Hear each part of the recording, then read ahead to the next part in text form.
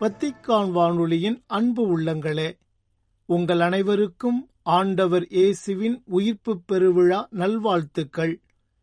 இயேசுவின் உயிர்ப்பின் வல்லமை உங்கள் அனைவரின் உள்ளங்களிலும் இல்லங்களிலும் நிறைந்து விளங்குவதாக. ஒவ்வொரு ஆண்டும் கிறிஸ்து பிறப்பு பெருவிழா, கிறிஸ்துவின் உயிர்ப்புப் பெருவிழா ஆகிய இரு முக்கிய நாட்களில் திருத்தந்தையர் வத்திக்கானின் புனித பேதுரு பெருங்கோவிலின் நடுமாடத்திலிருந்து ஊருக்கும் உலகிற்கும் என பொருள்படும் ஊர்பியத் ஓர்பி என்ற சிறப்பு செய்தி மற்றும் வாழ்த்துக்களை வழங்கி வருகின்றனர். ஊர்பியத் ஓர்பி சிறப்பு ஆசீர் வழங்கும் பழக்கம் 13ஆம் நூற்றாண்டில் திருத்தந்தை 10ஆம் கிரகோரி அவர்களின் தலைமை பணி காலத்தில் தொடங்கியது.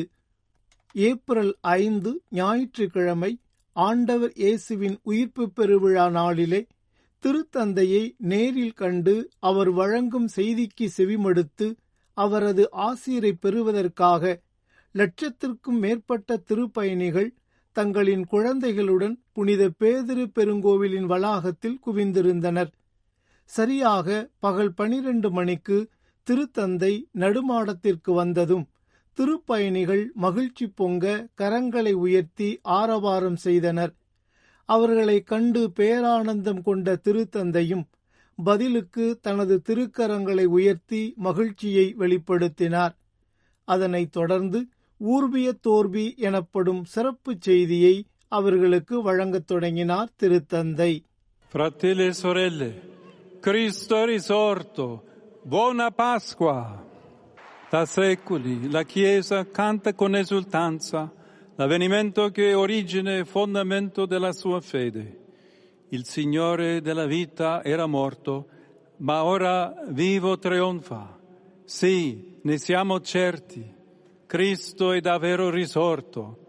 Tu, Re vittorioso, abbi pietà di noi.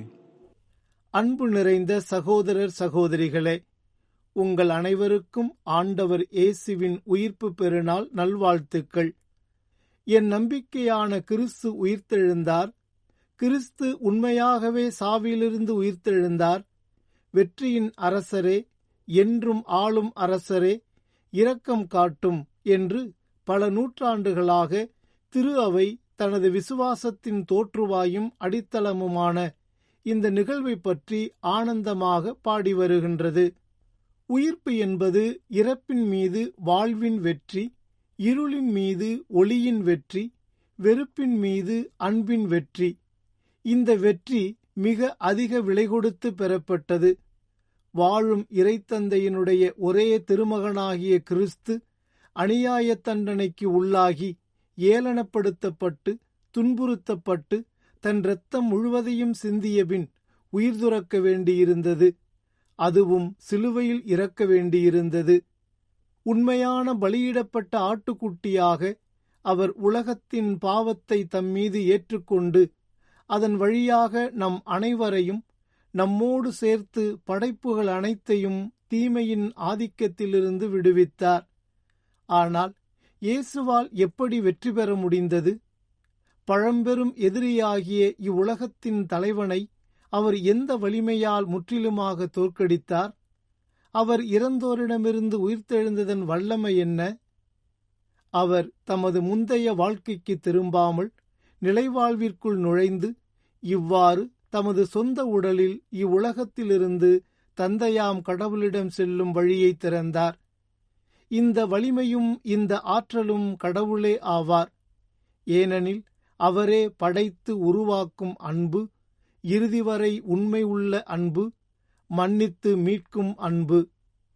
நமது வெற்றியின் அரசரான கிறிஸ்து இறைத்தந்தையின் திருவுளத்திற்கும் அவருடைய மீட்பின் திட்டத்திற்கும் தன்னை முழுமையாக அர்ப்பணித்து தமது போராட்டத்தில் போராடி வெற்றி பெற்றார். இவ்வாறு அவர் இறுதி வரை உரையாடலின் பாதையில் சொற்களால் அல்ல செயல்களால் நடந்தார். வழிதவறிய நம்மை கண்டறிய அவர் மனிதரானார். அடிமைகளாக இருந்த நம்மை விடுவிக்க அவர் அடிமையானார்.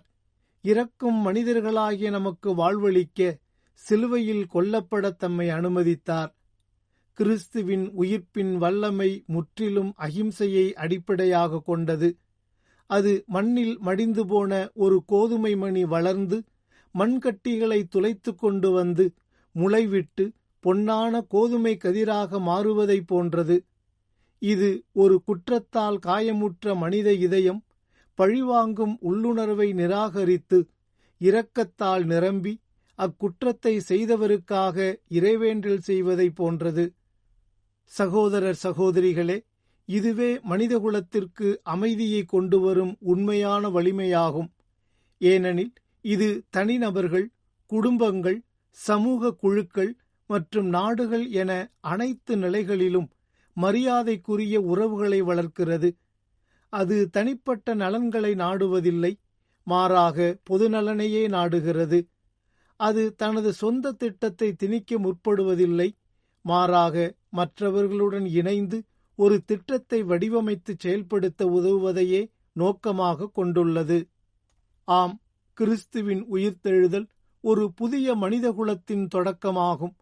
அது நீதி, சுதந்திரம் மற்றும் அமைதி ஆட்சி செய்யும் அன்பு, வாழ்வு மற்றும் ஒளியாக விளங்கும் ஒரே தந்தையாம் கடவுளின் பிள்ளைகளாக அனைவரும் ஒருவரை ஒருவர் சகோதரர் சகோதரிகளாக அங்கீகரிக்கும் உண்மையான வாக்களிக்கப்பட்ட நாட்டிற்குள் நுழைவதாகும். சகோதரர் சகோதரிகளே, ஆண்டவர் தமது உயிர்த்தெழுதலின் வழியாக நமது விடுதலையின் வியத்தகு யதார்த்தத்தை இன்னும் வலிமையாக நமக்கு உணர்த்துகின்றார். வெற்றுக்கல்லறைக்கு முன்பாக சீடர்களைப் போல நாமும் நம்பிக்கையாலும் வியப்பாலும் நிரப்பப்படலாம். அல்லது தண்டனை விதிக்கப்பட்டவர் மெய்யாகவே உயிர்த்தெழுந்து விட்டார் என்பதை ஏற்றுக்கொள்வதற்கு பதிலாக பொய்களையும் சூழ்ச்சிகளையும் கையாள நிர்பந்திக்கப்பட்ட காவலர்களையும் பரிசேயர்களையும் போல அச்சத்தாலும் நிரப்பப்படலாம். உயிர்த்தெழுதலின் ஒளியில் கிறிஸ்துவை கண்டு நாம் வியப்படைவோம். நம்மீது அவர் கொண்டுள்ள அளவற்ற அன்பினால் நம் இதயங்களை மாற்றமடைய அனுமதிப்போம். ஆயுதங்களை கொண்டிருப்பவர்கள் அவற்றை கீழே போடட்டும்.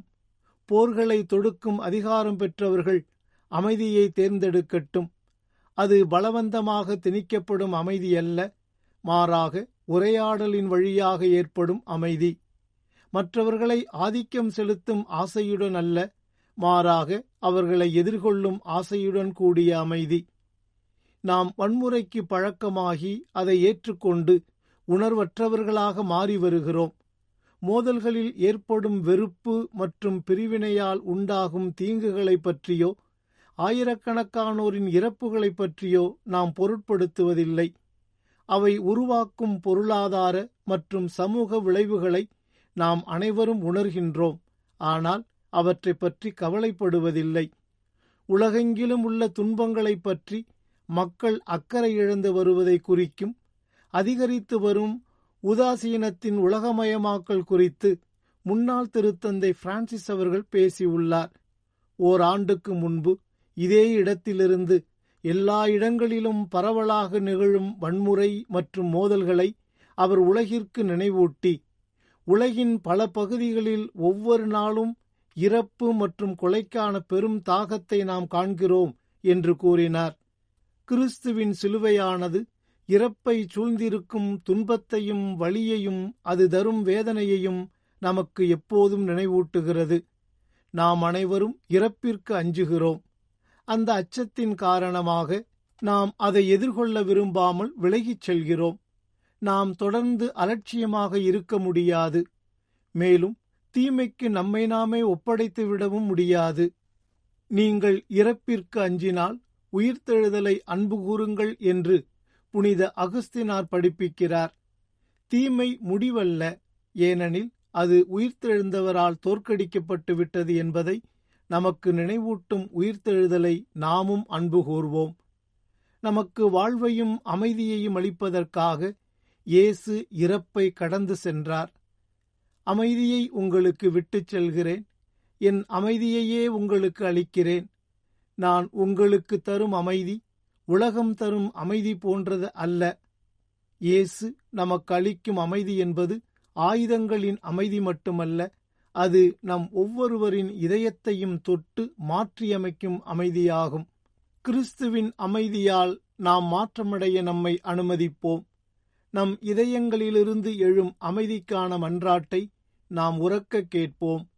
இந்த காரணத்திற்காக வரும் 11ஆம் தேதி சனிக்கிழமையன்று புனித பேதுரு சதுக்கத்தில் நாம் கொண்டாடவிருக்கும் அமைதிக்கான இறைவேண்டல் வழிபாட்டில் என்னுடன் இணையுமாறு உங்கள் அனைவரையும் அழைக்கின்றேன்.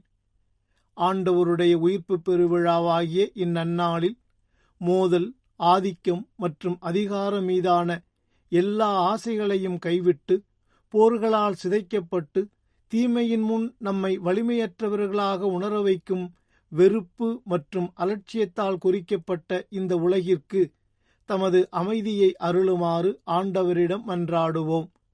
துன்புறும் மற்றும் அவரால் மட்டுமே அளிக்கப்படக்கூடிய உண்மையான அமைதிக்காக காத்திருக்கும் எல்லா உள்ளங்களையும் ஆண்டவரிடம் ஒப்படைப்போம். நம்மை அவரிடம் ஒப்படைத்து நம் இதயங்களை அவருக்கு திறப்போம். அவரே எல்லாவற்றையும் புதிதாக்குபவர். உங்கள் அனைவருக்கும் இயேசு ஆண்டவரின் உயிர்ப்பு பெருநாள் நல்வாழ்த்துக்கள். அன்புக்குரியவர்களே, இவ்வாறு ஊர்பியத் தோர்பி என்ற சிறப்பு செய்தியை வழங்கிய பிறகு விசுவாசிகள் அனைவருக்கும் தனது அப்போஸ்தலிக்க ஆசிரை வழங்கினார் திருத்தந்தை 14ஆம் லியோ.